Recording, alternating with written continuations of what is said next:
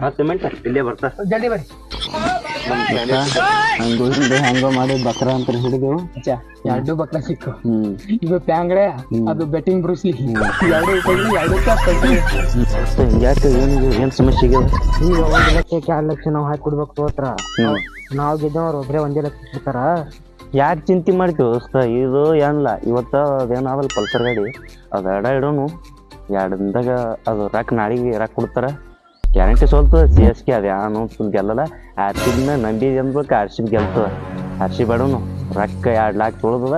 ಒಂದು ಪಲ್ಸರ್ ಗಾಡಿ ಮತ್ತು ಒಂದು ಥಾರ್ ಗಾಡಿ ತರೋಣ. ಅದಕ್ಕೆ ಈಗ ಗೆದ್ರ ತರದಾಯ್ತಪ್ಪ, ಗೆಲ್ಲಿಕಂದ್ರು ಇದು ಹೋಗಿಸ್ತ ನೀ RCB ಮೇಲೆ ಇದು ಭರವಸೆ ಇಡು. ಈ ಸಲ RCB ಕಪ್ ಹೊಡಿತದ. RCB ನಿಂದೆ ಇವತ್ತು ಈ ಸಲ ಫುಲ್ ರೊಕ್ಕ ರಾಯಲ್ ಎನ್ಫೀಲ್ಡ್ ತೊಗೊಂಡೆಲ್ಲ